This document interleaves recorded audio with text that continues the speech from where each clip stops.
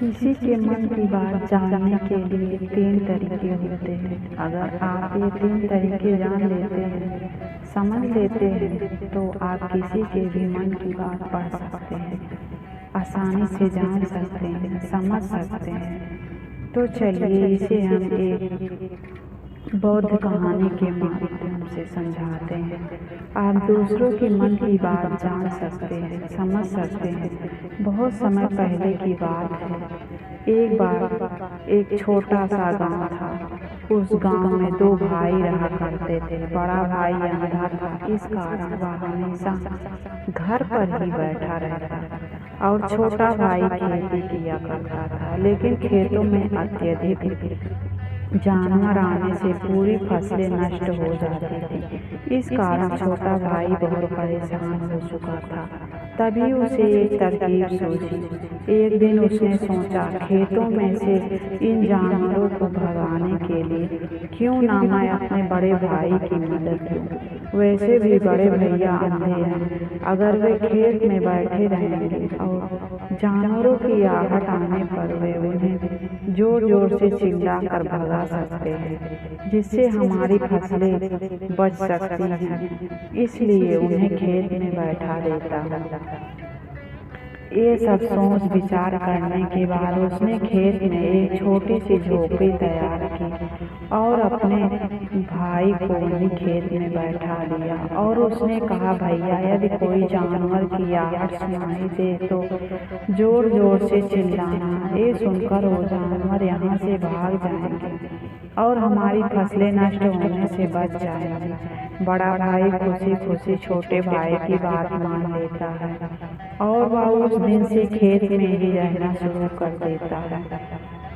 जब भी उसे किसी जानवर की आहट उसे सुनाई देती तो वे जोर जोर से चिल्लाना शुरू कर देता, जिससे वे जानवर उसके खेत से भाग जाया करते थे। ऐसा करते करते एक दिन तभी उसके खेत में एक हिरन भागता हुआ आया और वह खेत के बाड़ को तोड़कर आगे भाग गया। लेकिन उस हिरन का पीछा करते हुए एक राजा भी वहां से आ पहुंचा। तभी राजा की नजर उस अंधे भाई पर पड़ती है।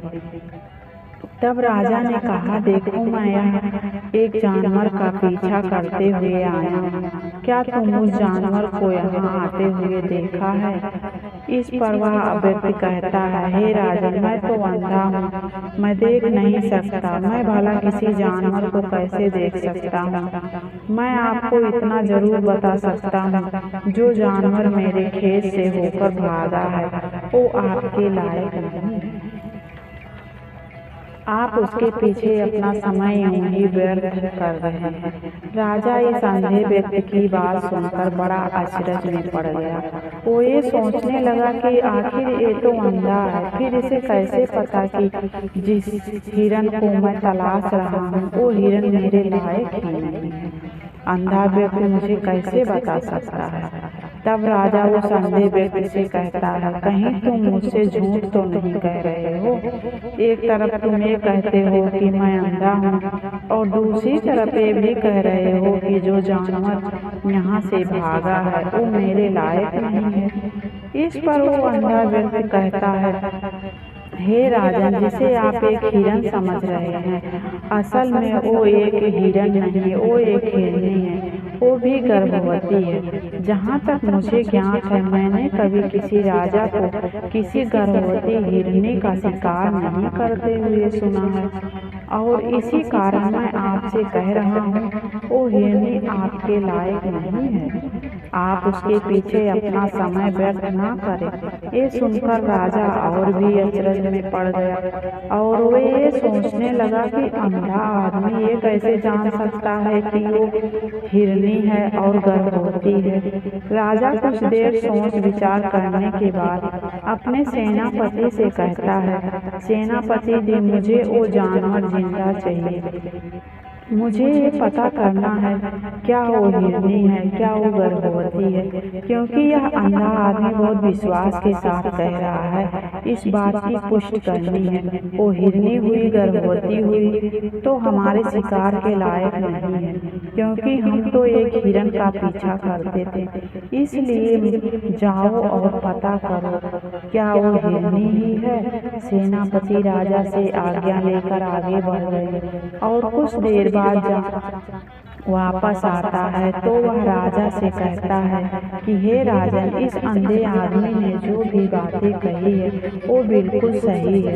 वो एक हिरनी ही है और वह गर्भवती भी है। यह सुनकर राजा आश्चर्यचकित रह गया। उसे यह नहीं समझ आ रहा था कि आखिर ये अंधा आदमी कैसे पता कर सकता है कि वो जानवर एक हिरनी है और वो गर्भवती है। भला एक अंधा आदमी कैसे देख सकता है, ये कैसे जान सकता है, आखिर इसे ये कैसे पता चला। ऐसे कई सारे प्रश्न राजा के मन में उमड़ने लगे। अब राजा ने एक ठान लिया था, मुझे इस बात की तह तक पहुंचना है कि आखिर ये अंधा आदमी कैसे जानता है कि वो जानवर एक हिरनी है। ये सोचकर राजा उसे अंधे आदमी के पास जाता है और उस अंधे आदमी से कहता है, देखो मैं ये नहीं जानता कि तुम सचमुच अंधे हो या नहीं हो, लेकिन तुम मुझसे एक बात जानने आया हूँ। क्या तुम मेरे प्रश्न का सही जवाब दोगे। इस पर अंधा व्यक्ति कहता है, आप जो कुछ पूछना चाहते हैं पूछ सकते हैं, बिल्कुल सच सच जवाब दूंगा। इस पर वो राजा कहता है, देखो एक तो तुम कहते हो कि तुम अंधे हो और दूसरी तरफ बता दिया कि जिस जानवर का पीछा कर रहा हूँ वो एक हिरनी है और वो गर्भवती भी है। आखिर तुम्हें एक कैसे पता चला। तुम्हारे खेत में और भी तो जानवर आते हैं और भी तो जानवर यहाँ से गुजरते हैं, फिर कैसे पता लगाया। अंधा व्यक्ति कहता है, हे राजा, आप जिस हिरनी का पीछा कर रहे थे तो वो हिरनी जब मेरे खेत में आई तो उसकी रफ्तार, उसके भागने की आहट से एहसास हो चुका था कि वो एक हिरनी है। मेरे खेत में जो बाड़ है वो बहुत छोटी है, उसकी ऊंचाई ज्यादा नहीं है। अगर कोई हिरन होता तो उस बाड़ को बड़े आसानी से कूद कर भाग जाता, लेकिन वह हिरनी इस बाड़ को तोड़कर भागी। यदि वह इस बाड़ को छलांग लगाने का प्रयास करती तो उसके बच्चे को खतरा होता। मैं इसी बात से ये पता लगा लिया हिरनी गर्भवती है, इसलिए वो ज्यादा ऊंची छलांग ना लगाकर मेरे खेत के बाड़ को तोड़ते हुए भाग गई। इस पर राजा के मन में और प्रश्न उठा। राजा ने कहा, किंतु तुम्हें कैसे पता चला कि एक हिरनी ही है और भी तो जानवर यहाँ आ सकते हैं। इस पर वह अंधा व्यक्ति कहता है, राजन, मैं पूरा दिन सुबह शाम यहीं बैठा रहता हूँ और मेरे सुनने की शक्ति तेज है और मैं भाग जाता हूँ। मेरे खेत में कौन से जानवर आया है और मैं उसी के आधार पर जोर जोर से चिल्लाता हूँ और मेरे खेत की फसल नष्ट ना कर पाए। राजा उस अंधे आदमी का जवाब सुनकर पूरी तरह संतुष्ट हो गया था। वो मन ही मन सोच रहा था, यह आदमी भले ही अंधा है पर यह आदमी बड़ा ही ज्ञानी मालूम पड़ता है। इस आदमी से कुछ न कुछ काम तो करवाना ही चाहिए। यह सोचते हुए राजा अपने महल की ओर लौट पड़ा। कुछ दिनों के बाद राजा अपने सेनापति को आदेश देता है, जाओ उस अंधे व्यक्ति को महल लेकर आओ। सेनापति अपने राजा के आज्ञा का पालन करता है। वह तुरंत ही उस अंधे आदमी के पास पहुंचता है और उस अंधे आदमी को राजा महल चलने के लिए कहता है। वह अंधा आदमी बड़ा चालाक था। वह समझ चुका था कि राजा जरूर मुझे कुछ न कुछ काम सौंपने के लिए बुलाया है और वो काम मुझे मुसीबत में डाल सकता है। लेकिन फिर भी उसने राजा की बात मान ली और वो सेनापति के साथ राजमहल पहुंच गया। राजमहल पहुंचते ही राजा उस अंधे व्यक्ति से कहता है, आप तो बड़े ज्ञानी हैं, बड़े परखी हैं और आपको किसी बात का पता बड़े आसानी से चल जाता है।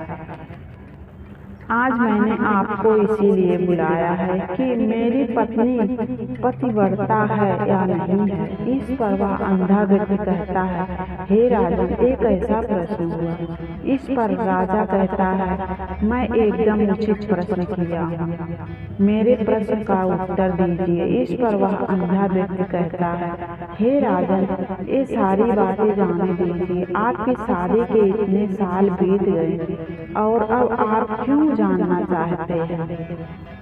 आपके मन में क्यों ये प्रश्न उठ रहे हैं? इस पर राजा जिद करते हुए कहता है, देखिए, आपको इस प्रश्न का उत्तर तो देना ही होगा। यदि आप मुझे इस प्रश्न का उत्तर नहीं दोगे तो मैं आपको मृत्युदंड दे दूंगा। राजा के मुख से ये बात सुनकर वह अंधा व्यक्ति कहता है, हे राजा, यदि आप इस प्रश्न का उत्तर चाहते हो तो उसके लिए मेरा एक काम करना होगा। राजा कहे, बोलो, मुझे क्या काम करना होगा? इस पर अंधा व्यक्ति बोला, आपको मेरे साथ अपनी पत्नी को कमरे में अकेले छोड़ना होगा। उस अंधे व्यक्ति की बात सुनकर राजा पहले तो क्रोधित हो जाता है, लेकिन फिर कुछ सोच विचार करने पर वह उस अंधे व्यक्ति की बात मान लेता है। वह सेनापति को आदेश देता है, सेनापति जी, इस व्यक्ति को और मेरी पत्नी को इस कमरे में कुछ देर के लिए अकेला छोड़ दो। सेनापति बिल्कुल वैसा ही करता है। राजा की पत्नी और वह अंधा व्यक्ति एक कमरे में बंद हो चुके होते हैं। तभी वह आदमी राजा की पत्नी से कहता है, मुझे आपको छूना है। इस बात पर रानी अत्यधिक क्रोधित हो जाती है और उस अंधे आदमी को पटक पटक कर पीटने लगती है, कभी हाथों से तो कभी लातों से, कभी पटक पटक कर। इस तरह से उन्होंने उस आदमी की खूब पिटाई की। उसके बाद किसी तरह वह अंधा आदमी अपनी जान बचाकर वहां से भाग निकला और वह भागते भागते राजा के पास पहुंचा और, हे राजा, आपकी पत्नी पतिव्रता नहीं है। यह बात सुनकर राजा अत्यधिक क्रोधित हो उठा और राजा अपनी तलवार अपनी म्यान से निकालकर सीधा अपने पत्नी की ओर जाता है और क्रोधित होकर अपनी पत्नी से कहता है, रानी जी, आज जो भी आपसे सवाल पूछने वाला हूँ उसका मुझे सच सच जवाब दीजिए। यदि आपने एक भी शब्द झूठ कहा तो अभी मैं आपका सर धड़ से अलग कर दूंगा। तभी आगे वो राजा कहता है, मुझे बताइए कि आप पतिव्रता हैं या नहीं हैं। इस पर रानी कहती है, हे राजन, आप भले मुझे जान से मरवा दीजिए, लेकिन मैं पतिव्रता नहीं हूँ। राजा ये बात सुनकर बहुत खुश हुए, क्योंकि वे अंधे आदमी ने जो कुछ कहा था वो सच था। ये बात सुनकर तुरंत राजा उस अंधे आदमी के पास पहुँचता है और आकर उस अंधे आदमी से कहता है, तुम्हें कैसे पता चला कि मेरी पत्नी पतिव्रता नहीं है? इस पर वह अंधा आदमी कहता है, हे राजन, बड़ी सीधी सी बात है। मैं आपकी पत्नी से बस इतना ही कहा था कि मुझे आपको छूना है और वो इस बात पर वो इतना क्रोधित हो उठी कि उन्होंने गुस्से में आकर मुझे लात घूंसों से पीटना शुरू कर दिया। और भला कोई किसी मर्द को कैसे छू सकती है, लेकिन उन्होंने देखा न था, तुरंत लात घूंसे बरसाने शुरू कर दिए। तो इससे गैर मर्द को छूना ही हुआ और पतिव्रता नारी किसी गैर मर्द को नहीं छूती। तब मैंने उन्हें छूने के लिए कहा था तो वो मुझे मना कर सकती थी, लेकिन उन्होंने मुझे पीटना शुरू कर दिया और देखते ही देखते उन्होंने मेरे पूरे शरीर को छू लिया। अब इसे आप बताइए, ऐसे स्थिति पतिव्रता कैसे हो सकती है? इस पर वो राजा कहता है, तुम तो बड़े ज्ञानी मालूम पड़ते हो। अच्छा ठीक है, चलो तुम मेरे एक प्रश्न का जवाब दो। यदि तुमने मुझे इस प्रश्न का सही जवाब दे दिया तो मैं तुम्हें यहाँ से जाने दूंगा। आगे राजा उस अंधे आदमी से कहता है कि तुम मुझे ये बताओ, क्या मैं सच में अपने ही पिताजी का पुत्र हूँ या फिर किसी और का? इस पर वह अंधा आदमी कहता है, हे राजा, इस बात से आपका क्या लेना देना?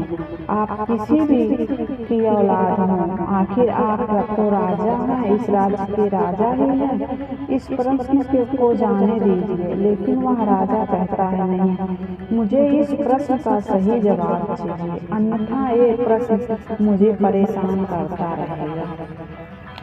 इसलिए मुझे इस प्रश्न का सही जवाब चाहिए। अगर तुम इस प्रश्न का सही जवाब नहीं दोगे तो मैं तुम्हें नहीं जाने दूंगा। अगर तुम इस प्रश्न का सही जवाब दे दोगे तो मैं तुम्हें जाने दूंगा। इस पर वह अंधा आदमी कहता है, राजन, इसके लिए मुझे आपके माँ के पास जाने की कोई आवश्यकता नहीं है। मैं आपको अभी के अभी बता सकता हूँ कि आप किसकी औलाद हैं, लेकिन आप मुझसे वादा करें कि आप मुझ पर क्रोधित नहीं करेंगे। मैं तुमसे वादा करता हूँ, मैं तुम पर क्रोध नहीं करूँगा। इसके बाद वह अंधा आदमी राजा से कहता है, हे राजन, आप हैं तो अपने ही पिता के पुत्र, लेकिन आप पर एक कंजूस सेठ की छाया पड़ी है। ये सुनकर राजा बहुत क्रोधित हो उठा और वह तुरंत तलवार निकालकर अपनी माँ के पास जा पहुँचा। वह वहाँ पर पहुँचने के बाद अपनी माँ से कहता है, माँ, मुझे सच सच बताइए, क्या मैं अपने पिता का पुत्र हूँ? यदि आपने मुझसे सही नहीं बताया तो मैं यहीं पर अपने प्राण त्याग दूंगा। बताओ क्या सच है? इस पर उस राजा की माँ ने कहा, बेटा, तू है अपने ही पिता का पुत्र, तब तुम्हारे ऊपर एक कंजूस सेठ की छाया पड़ी हुई है। जब एक बार नहाने के बाद अपना मुंह आईने में देख रही थी, तभी उस कांच के पीछे मुझे सेठ नजर आता है और उसी की छाया तुम पर पड़ चुकी है। ये सुनकर राजा बहुत खुश हो जाता है और वह तुरंत दौड़ा दौड़ा अंधे व्यक्ति के पास पहुंचता है और उस अंधे आदमी से कहता है, तुम्हें ये कैसे पता चला कि मुझ पर एक कंजूस सेठ की छाया पड़ी है? इस पर वह अंधा आदमी कहता है, हे राजन, आपने मुझसे कई सारे सवाल पूछे जिनका जवाब मैंने आपको सही दिया। यदि कोई और राजा होता तो उसके बदले में ढेर सारे इनाम दे दिए होते, लेकिन अब तक आपने एक फूटी कौड़ी भी नहीं दी। इस बात से मैंने अंदाजा लगा लिया था कि आप बहुत कंजूस हैं। ये बात सुनकर राजा जोर से हंसने लगा और कहा, आज जो भी मांगिए मैं आपको अवश्य दूंगा, लेकिन ये तो बताओ, तुम्हें कैसे पता चल जाता है कौन सी बात सही है और कौन सी गलत? किसी भी बात का इतना सटीक उत्तर आप कैसे दे पाते हो? इस पर वह अंधा आदमी कहता है, हे राजन, मैं तो वैसे ही अंधा हूँ। यदि मेरी आंखें होती तो मैं किसी के भी मन की बात बड़ी सरलता से जान लेता। मन की भाषा होती है और वो भाषा मनुष्य के व्यवहार के रूप में दिखाई देती है। उसके आँखों से, उसके होठों से, उसके बात करने के तरीके से, क्रियाओं से पता किया जा सकता है कि आखिर उसके मन में क्या चल रहा है। उसके आधार पर आप किसी के भी मन की बात जान सकते हैं, लेकिन मैं तो जन्म से ही अंधा हूँ, देख नहीं सकता, इसलिए मैं क्रियाओं से देखता हूँ, इसलिए मुझे कोई बात नहीं जाननी होती। अगले आदमी को कुछ काम देना पड़ता है, जिस पर वह व्यक्ति किस प्रकार काम करता है, किस तरीके से उस काम को करता है, उसके आधार पर ही मैं पता कर सकता हूँ कि आखिर उसके मन में क्या चल रहा है। तभी वह राजा कहता है कि तब मैं भी किसी के मन की बात जान सकता हूँ। इस पर वह अंधा आदमी कहता है, हे राजन, अवश्य, किंतु उससे पहले आपको अपने ऊपर काम करना होगा। और वो है अपने मन को शांत करना, अपने मन को वर्तमान में लाना। इसके लिए मैं आपको 3 तरीके बताता हूँ और ये तीनों ही तरीके बड़े ही आसान हैं और सरल हैं। किंतु हे राजन, उससे पहले आपको एक काम करना होगा। अपने मन को एकाग्र करना होगा। अपने मन को एकाग्र में लाते ही जब वर्तमान में आते ही दूसरे की मन की बात जान सकते हैं, क्योंकि वो आदमी अभी भी अपने मन के वर्तमान में ही सोचता रहा है और हम भी अपने मन को वर्तमान में ही लाना होगा, तभी हम उसके मन की बातें जान सकते हैं। अगर हम अतीत में हुए घटनाओं के बारे में सोच रहे हैं, अगला आदमी वर्तमान में सोच रहा है, वर्तमान में अपने मन में बात कर रहा है, हम कैसे जान पाएंगे? क्योंकि हम तो अतीत की घटनाओं के बारे में सोच रहे हैं। इसलिए किसी के भी मन की बात जानने के लिए हमें अपने मन को वर्तमान में लाना होगा। आगे वह अंधा आदमी, हे राजा, मैं जो 3 तरीके बताने वाला हूँ, इन 3 तरीकों से आप किसी के मन की बात आप आसानी से जान सकते हैं। उसके बाद वह अंधा आदमी राजा से कहता है, हे राजा, जो सबसे पहला तरीका है वह है आंखों पर ध्यान देना। किसी व्यक्ति से बात करते हुए उसके आंखों में देखना, उसकी आंखों पर ध्यान देना जो सबसे ज़्यादा जरूरी है, क्योंकि आंखें बोलती नहीं हैं पर बहुत कुछ कह जाती हैं। यदि हम किसी व्यक्ति के आंखों के इशारे को समझना सीख जाएं, तो हम ये जान पाएंगे कि व्यक्ति के दिमाग में क्या चल रहा है, वह क्या सोच रहा है और उसकी क्या करने वाला है। मेरे पास आंखें नहीं हैं, लेकिन मैंने अपने गुरु से ये विद्या सीखी है, क्योंकि बहुत सालों पहले मेरे पास आंखें थी और मैं उस वक्त लोगों के मन की बात अच्छी उन्हीं आंखों से ही जान लेता था। इसलिए आप भी दूसरों के मन की बात जानना चाहते हैं तो आपको भी उनकी आंखों पर गौर करना चाहिए, जैसे कि उनका आकार कैसा है और किधर देख रहे हैं। अगर उनकी आंखें यहाँ वहाँ घूम रही हैं जब आप उनसे बात कर रहे हैं, तो वे आंखों को इधर उधर घुमा रहा है, कभी ऊपर कभी नीचे कभी आसपास, या उसकी आंखें खुश नजर आ रही हैं या निराश नजर आ रही हैं। उसकी आंखों में जब आप देखते हैं तो यह पता चलता है कि अगले आदमी ने कोई गलती की है। जब हम किसी चालान व्यक्ति की आंखों में देखते हैं तो आपको पता चलेगा कि आंखों की एक भाषा होती है। बहुत ही सीधा और आसान तरीका होता है। यदि आपको यह पता लगता है कि सामने वाला व्यक्ति आपसे झूठ कह रहा है या फिर सही, तो उसकी आंखों पर ध्यान देना अति आवश्यक है। यदि आपसे बात करते वक्त वह व्यक्ति अपनी आंखें घुमा रहा है, ऊपर नीचे इधर उधर दाएं बाएं हर जगह देख रहा है, तो इसका अर्थ हुआ कि वह उस बात से निकलने का कोई रास्ता ढूंढ रहा है, वह कोई झूठ बना रहा है। यदि सामने वाला व्यक्ति आपसे कुछ झूठ कह रहा है तो वह आपसे नजर नहीं मिलाएगा, वो यहाँ वहाँ देखेगा और ऊपर नीचे देखेगा, लेकिन वह आपकी आंखों में आंखें डालकर नहीं देख पाएगा, क्योंकि उसे डर है कि उसने आपकी आंखों में आंखें डालकर देख लिया तो उसका झूठ पकड़ा जाएगा, सच्चाई का पता चल जाएगा। और यही प्रकार कुछ और भी भाषाएं होती हैं कि जब आप किसी के आंखों में आंखें डालकर देखें, ठीक उसी प्रकार चेहरे के भी भाव होते हैं, जिससे हम मन की बातें बड़ी आसानी से जान सकते हैं और उन्हें भी समझना बहुत जरूरी है।